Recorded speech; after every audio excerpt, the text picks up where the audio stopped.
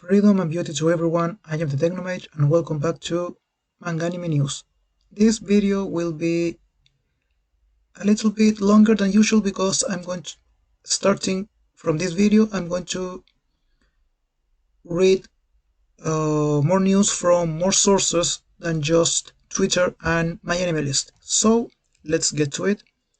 So beginning as always with the table of contents of the Weekly Shonen Jump, issue number 25 of this year, courtesy of Shonen Jump News Unofficial. Remember to follow them on Twitter. So last week we had the beginning of a new serialization, Newest Exorcist, the fourth of the new batch of series for the Shonen Jump, and it was good. It was really good. The story of a young high school student who can see spirits and now has the power, thanks to the help of a very powerful spirit, now can exorcise them. The other users in the Shonen Jump Plus app were saying on the comments that the story was very generic, that they have seen it countless times before on the Shonen Jump, but I liked it. We will have to see how the story evolves, if it continues to be generic or if it develops its own identity.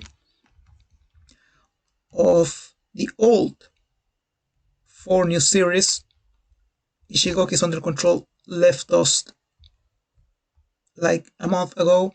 Ishinoseki is safe. The story is really interesting and is getting very good. Fabric and 100 and Cypher Academy are still putting up a fight, but it doesn't look like they will be getting cut short as of now. Now, speaking of triumphs and losses, Kindergarten Wars Volumes 1 and 2 by Shiba Yu are getting reprinted for the 4th time. The 4th time! I know this series because I've seen it on the app, but I haven't actually read it. So maybe I should start reading it because there is a really big demand for this manga. So it must be at least interesting, right? So this is how you know if a title is actually successful or not, if the recopilatory volumes are actually selling, like we have seen many times with the Oricon and Shoseki rankings. Speaking of which, we have now weeks 1 and 2 of Oricon for the month of May, and this is interesting. Just 5 titles. Generally speaking, when Shonen Jump News presents the weekly Oricon ranking for the Weekly Shonen Jump, they show 10 titles, not just 5, and these are the 5 titles they showed in the Shoseki ranking. But anyway, now look at these numbers. Really low. Only of the 5 titles, only the first 4 ranked, and for the second week, boom! Only Blue Box is still ranking, and look at this drop in sales from 68,000 to 22,000. The rest, wow. Is it? As I said in my previous video, it has not been a good couple of months for Shonen Jump. Now, in the top 10 for the Oricon Top 10 Weekly Chart by series, now not just for the Weekly Shonen Jump, but for all of the titles that are included in the Oricon ranking, top 10, 1, 2, 3, 4, 5, 6, 7 titles belongs to Shueshia. Then, and this one for Shogakukan, but Shogakukan and Shueshia belongs to the same company, and a couple of Kodansha titles. Second wing, boom, 1, 2, 3 Shueshia titles. The rest is dominated by Kodansha. It really hasn't been a good couple of months for Shueshia sales-wise. I mean, is it the season? Because right now in Japan is summer. I'm sorry, no, it's spring. Summer is approaching in Japan. Is there usually a drop in sales on this season? Well, at least Hell's Paradise is getting stayed in the top 10. The anime adaptation must be bringing a lot of attention back to this title because Hell's Paradise is not in publication.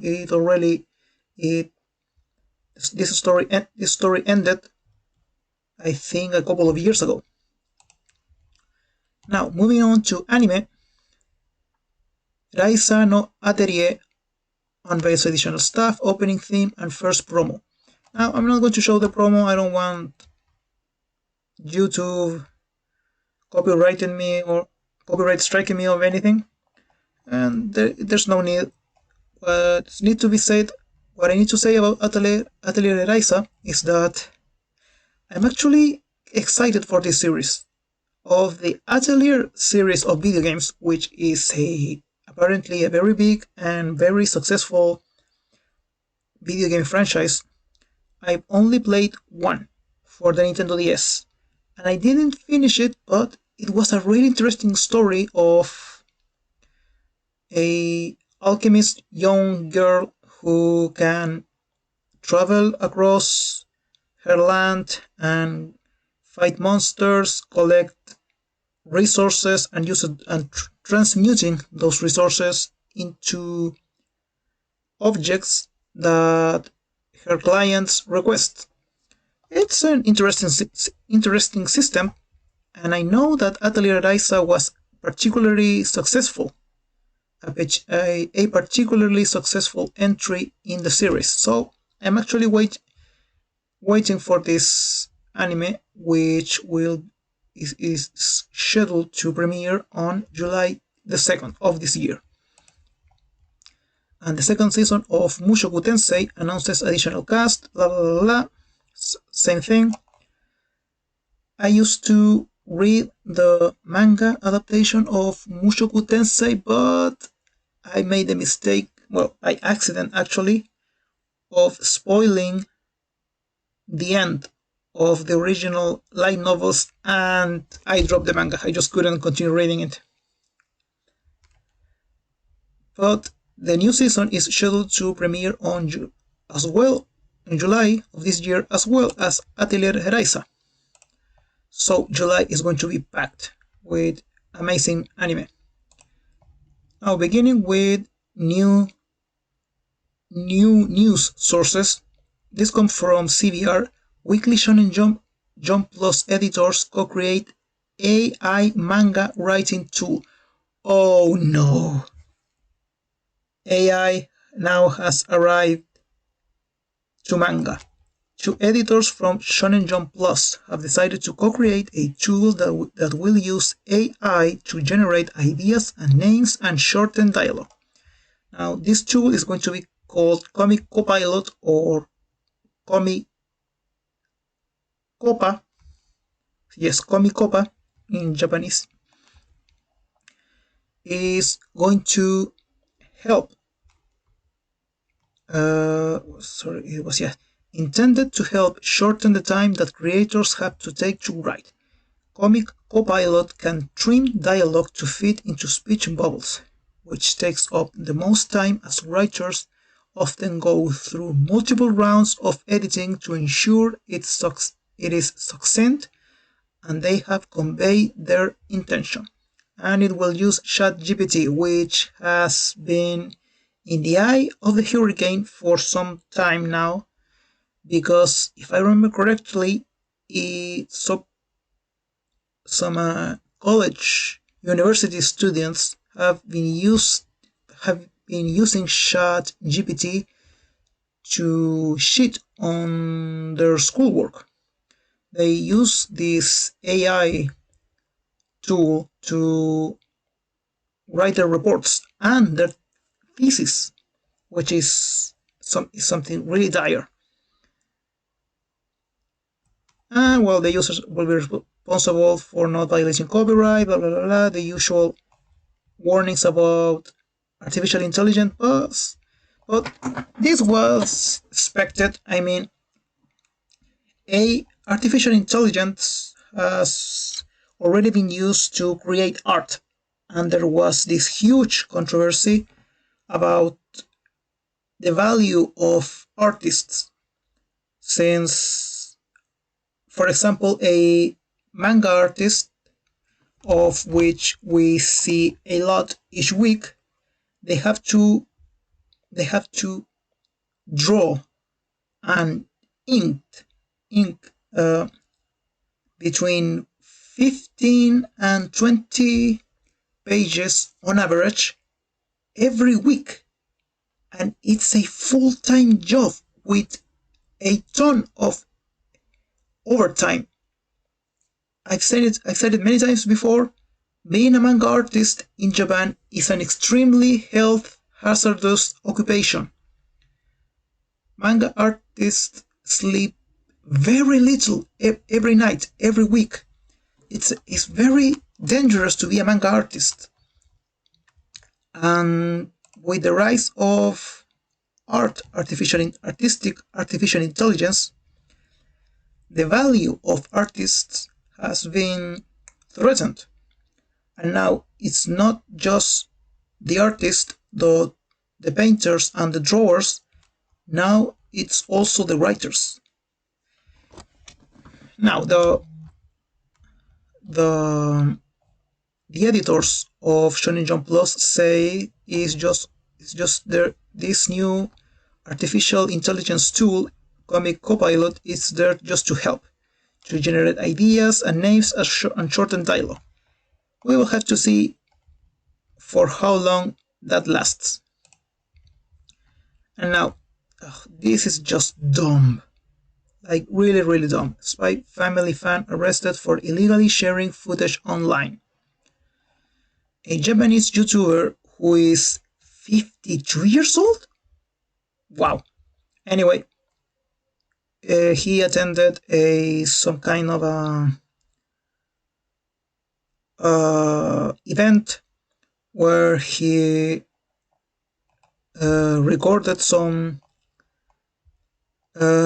footage of Spy Family, and the suspect allegedly published the video after adding subtitles and narration to get around copyright restrictions and profit from ad monetization, which is what practically all YouTubers do. It's the fair use policy that you can take other content and make it your own content if you add commentary and the like. However, different companies have different regulations on third-party use of their content, and the content creators' videos violated those of Kadokawa and Nitro Plus, resulting in Japan's first ever prison sentence for uploading anime content, and it will not be the last. Now, this 52-year-old YouTuber, you had it coming. You should have known. You should have consulted the regulations of Kadokawa and Nitro Plus, the producers of the Spy Family anime series, and let this be a warning to whatever prospecting YouTuber that watches my videos, namely myself, that you have to be very, very careful how you make your content. Now, I don't know if it's to say if these are happier or sadder news. One Piece live action series reveals Luffy's straw hat and hand-painted flag. In a Japanese event called Only on Netflix, they showed the straw hat that Luffy will were in the Netflix live-action adaptation of One Piece. And the flag, the Mugiwara flag that he hand-painted, and here we have seen on Twitter. Here's the hat. It looks kind of cheap. And here is the flag. Well, it's supposed to look cheap. I mean, Luffy hand-painted it. But this is what you will see in the Netflix adaptation of One Piece, which, honestly, who knows how it will go.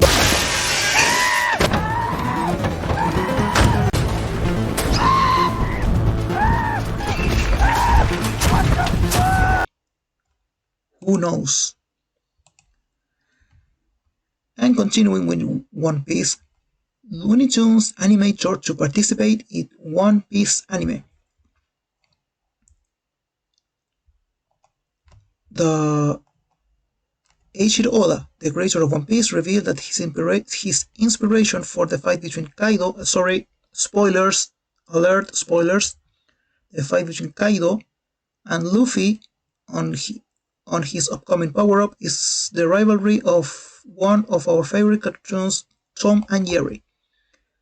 Therefore, it's not surprising that an animator of Western cartoons would join to help in producing one of the crucial episodes of the series to achieve the cartoonish animation which Oda tried to do in the manga. Ol Loken is an animator who has worked on Looney Tunes, including Space Jam 2. Ooh, that is not something that you want to add to brag about. You could have, Mr. Loken, you could have mentioned any other work except Space Jam 2. He posted on Twitter that he has just finished drawing his scene for One Piece. And, well, who else could they get to animate this fight? Because, as I said many times before, I don't read the One Piece manga, but I have a couple of friends that do, and they already let me know that Luffy, with his new power-up, became even more powerful and even more cartoonish, achieving cartoon physics feats that you only see in the Warner Brothers Looney Tunes and the Hanna-Barbera cartoons. So it's stand to reason that they would employ an American Looney Tunes cartoons animator to lend a hand with this kind of animation in Japan. And to finish this video, Demon Slayer editor reveals the series was initially planned much darker. So, this news has been making its rounds across the internet that originally the first draft for Tanjiro was a lot darker than the Tanjiro we had on the manga and the anime adaptation, with a Tanjiro that with a scarred face, a missing arm, and a "see you in hell" attitude.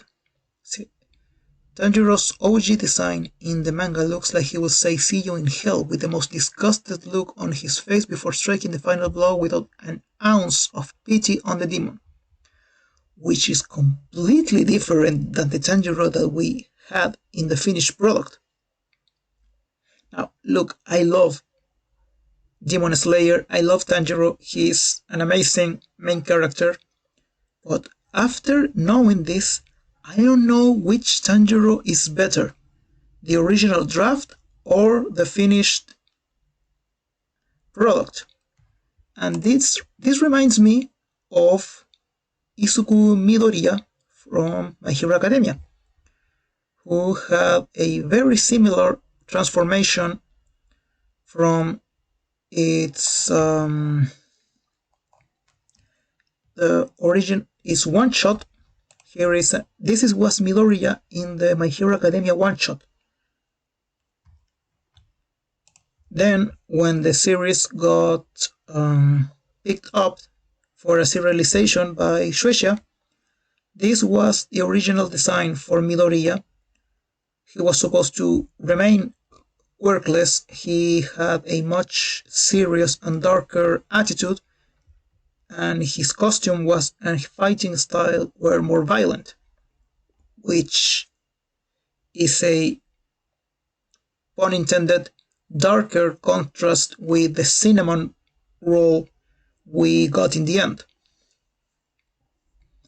So is this a thing in manga? An artist creates a character that is very edgy, very dark, very serious, and then it's convinced by the editors to make it more light-hearted and positive, to make it more relatable and more commercial, because Demon Slayer and My Hero Academia are shonen series, not seinen. For example, like Berserk, where it had a very dark and very serious protagonist, Guts, and it remained that way. So it may be something about the style. As I said, it's shonen. Shonen is for young children from 10 to 30 something years old. But well, the editors know best. I mean, look at what we had in the end. Demon Slayer, which is a modern classic. And this is the end of this video. This is the Technomage signing off. Thank you for watching. I will see you all in the next video. Goodbye.